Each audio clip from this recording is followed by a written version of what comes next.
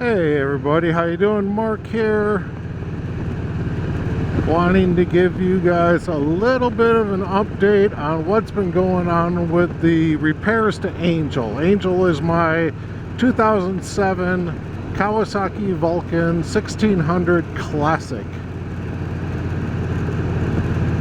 and I started, well, let me start out this way.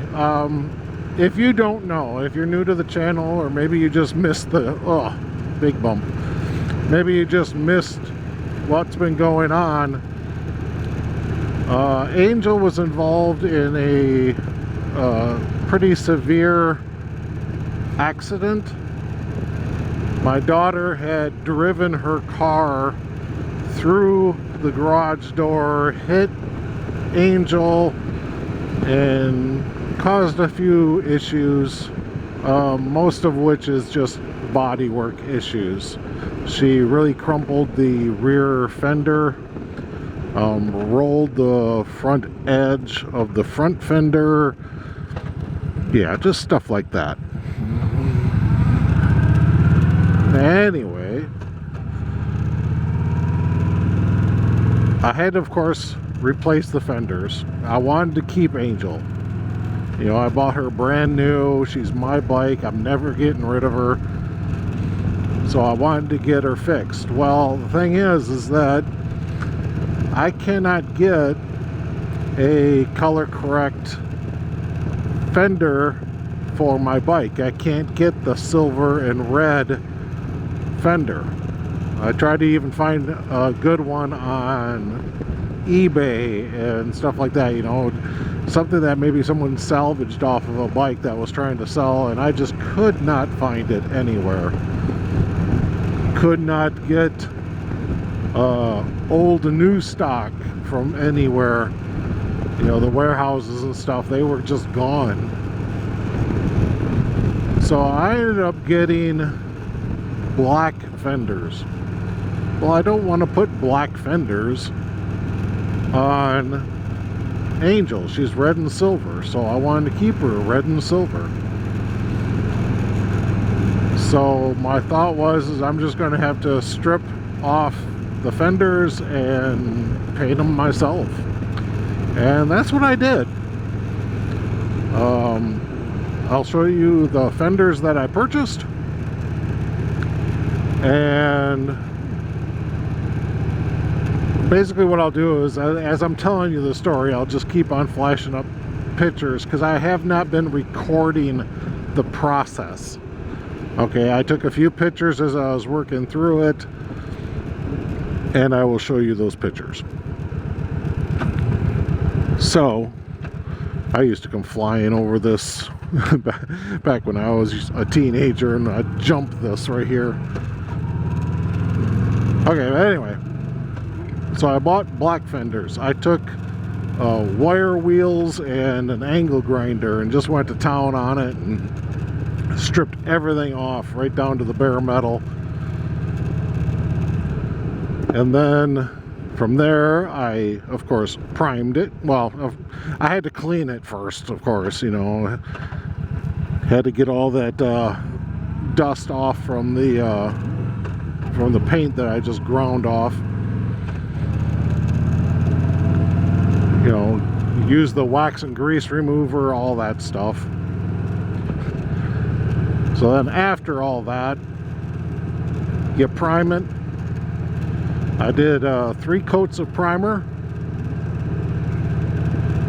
and then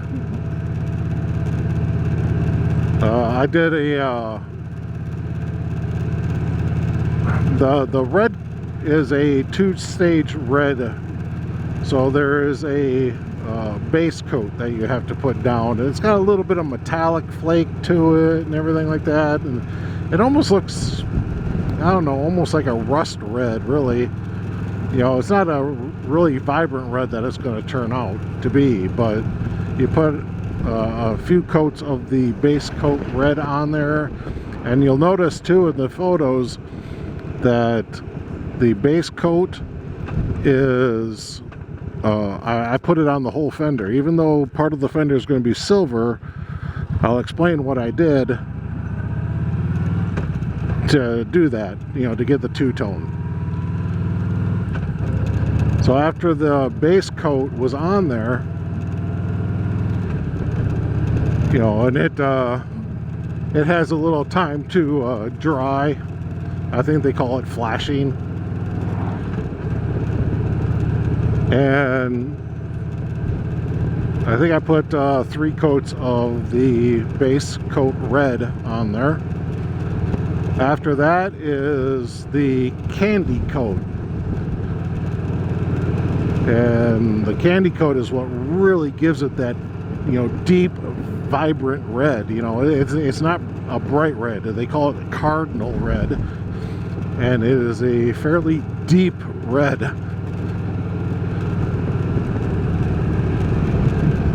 And I think I did 3 coats of that red.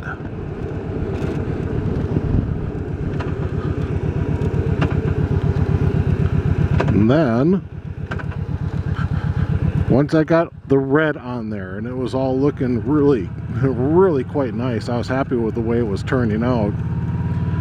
The parts that I want to stay red, which would be the top of the fenders, and then there's even a 1/16 inch line that I wanted to keep red.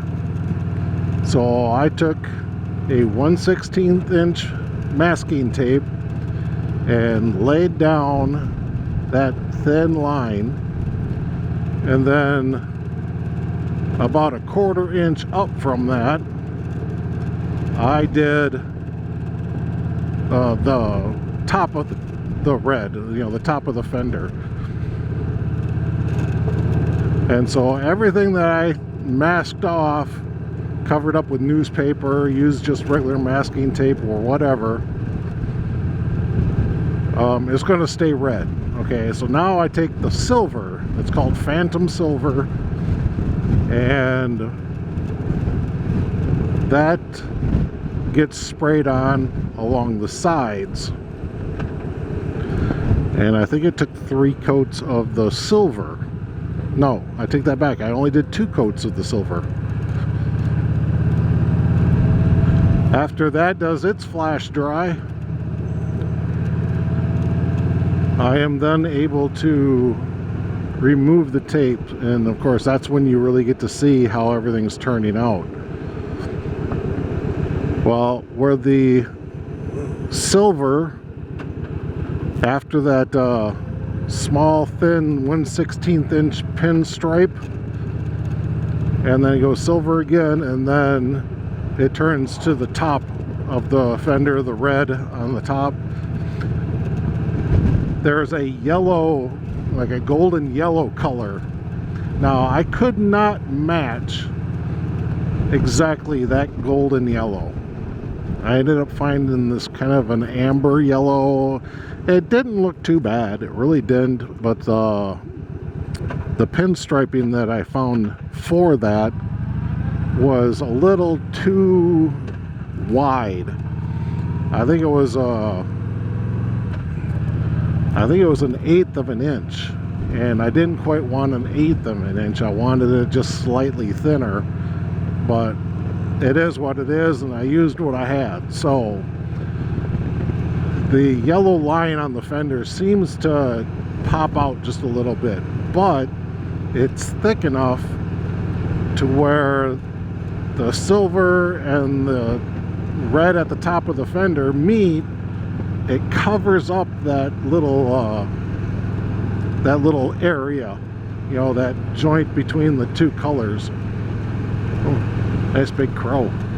No, that was a that wasn't a crow, that was a turkey vulture. But then I just put down the top coat after that,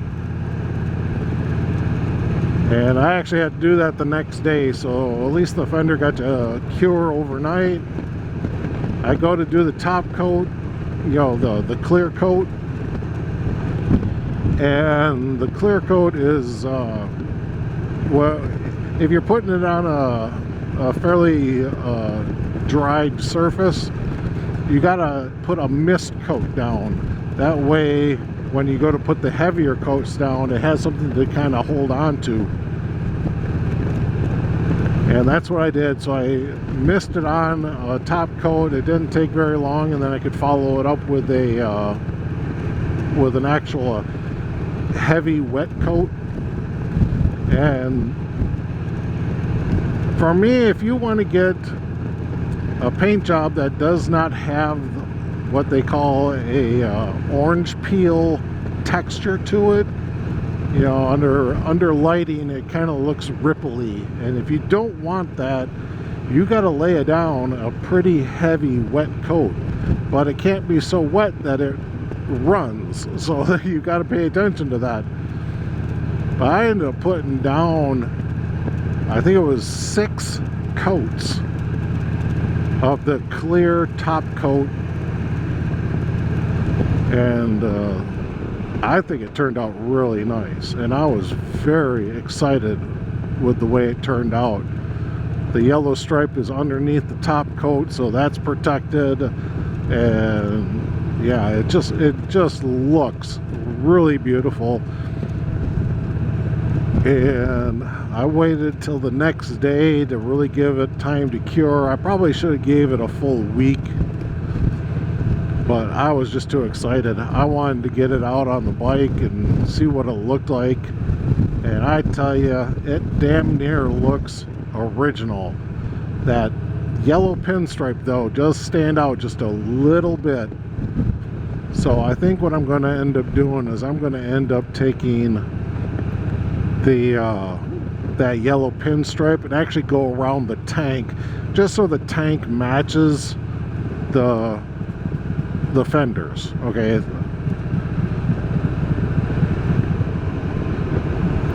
and then once I got it on there, it's like, man, this thing looks beautiful. I'm going to take it for a ride just to see if there's any other issues that have developed that I didn't know about. And lo and behold, it was not feeling right. You know, the way it was handling and stuff when I was going around curves and turns and stuff like that, it just was not right. That's the only way I can put it. You know, sometimes it seems like the bike really dropped into the curves, and you know, to keep it going in a straight line was hard because it kept on wanting to, you know, veer off to one side or the other. And so I was like, what the heck's going on? Well, then I also noticed that rough tracks.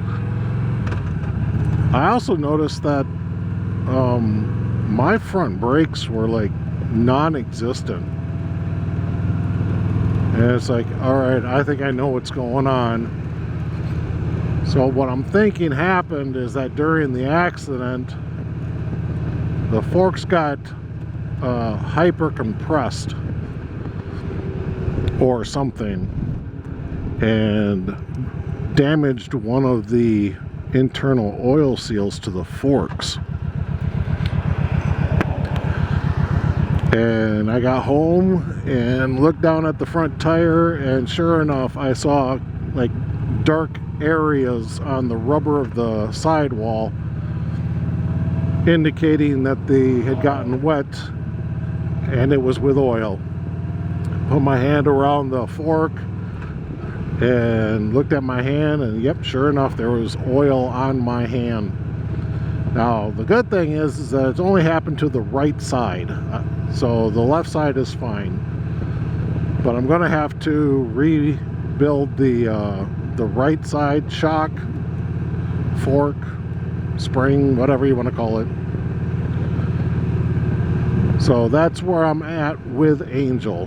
Okay, she's got fully painted and put back together, but now I got to rip her back apart, pull out that front fork, get an oil seal for it, and hopefully the rest of the stuff inside, all the bushings and everything, is fine. I think the dust cover is going to be fine because it's pretty much protected. So we'll have to just wait and see. I'm not going to record any of that either. So right now, that's where I'm at with Angel. She is painted, put back together. Just got to repair the front forks, clean the oil off the brake system. So I'll just take some brake cleaner and do that. But other than that, she's good to go. And I was actually hoping that this video would have been on Angel, but because of the fork issue now, it's got to wait a little longer. Well, this is Mark saying thanks again for watching. Always believe heart, soul, mind, and body in yourself. Bye, guys.